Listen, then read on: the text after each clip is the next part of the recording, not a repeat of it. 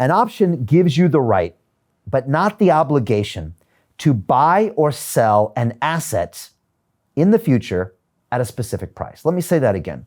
An option is your option to, but not your obligation, to buy or sell an asset at a certain price in the future. And that optionality is what makes this different than just owning a cryptocurrency or being short a cryptocurrency asset. There are some basic factors involved in the price of an option or what makes an option valuable, and I want to talk about that right now. First of all, the time period is really important. If I own an option that expires tomorrow, it's going to be worth a lot less than if I own an option that expires in 30 days or a year. Just look at what's happened to Bitcoin in the last year.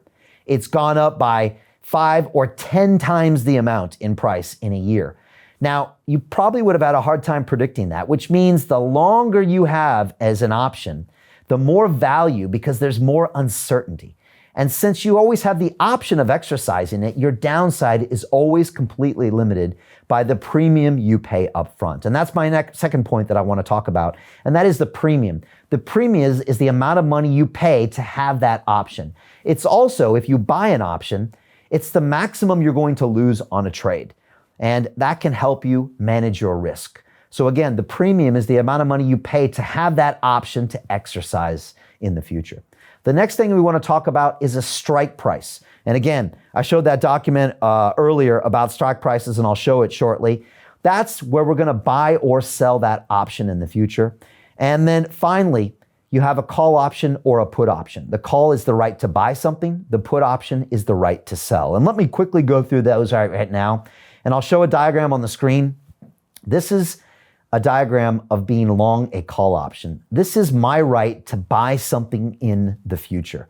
And as you can see from this diagram, when it comes to, say, Bitcoin, for example, if I have the right to buy Bitcoin in the future and it goes to 100,000, double the current price, well, I'm going to have a lot of upside. But if I choose not to exercise that option in the future, I'm going to have a limited downside. And that's why that graph spikes if the price goes up and it stays fixed as the price goes down. That's the essence of a call option. It's a very important thing to understand. In contrary is a put option. And you can see that diagram on screen. A put option means that someone has the right to sell that instrument in the future.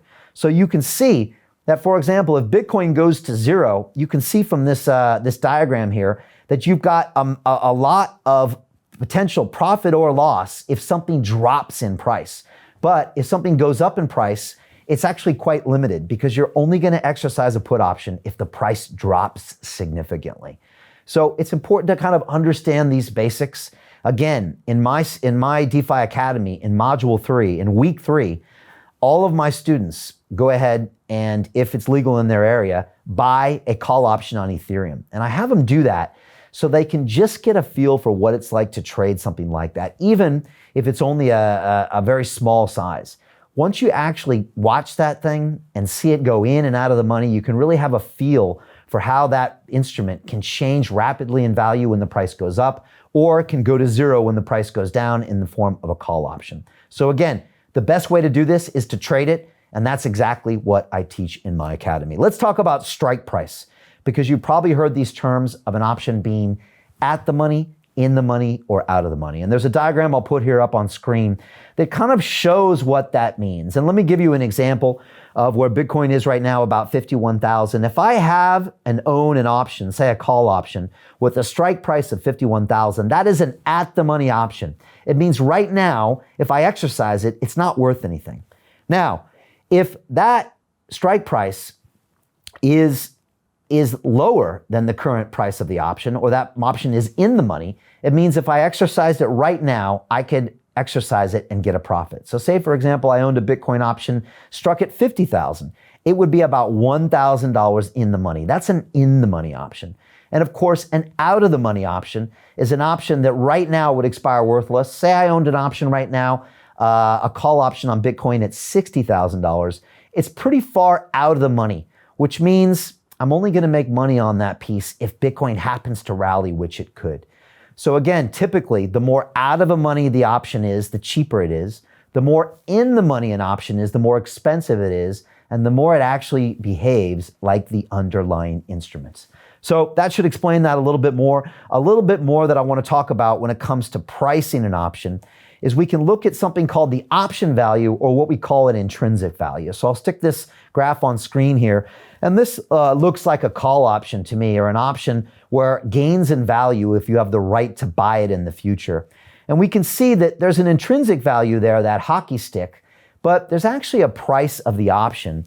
And that's because as long as the option still has time left, it always is worth a little bit more than the underlying actual value of the option if I exercised it. And that's the one final important lesson to understand about options. Having the time is one of the most important issues with an option. You always want more time with an option. You know, I would rather have an option that expires a week from now than a day from now, because anything could happen tomorrow. Amazon could announce it's accepting Bitcoin. Apple Pay could announce that it's accepting Bitcoin and Ethereum. Google could announce that it's accepting Bitcoin and Ethereum. That press announcement could happen any day from now. And let me ask you a question.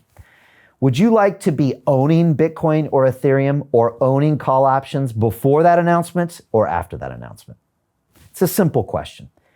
My point is this: there's a lot of volatility in these markets, and the longer your option period, the more chance you have of making money off that option. And since you've already paid the premium and you have a fixed downside, that's why we always want options that are longer. And we always want to understand that the more time we have for things to happen in the market, the more valuable our option becomes.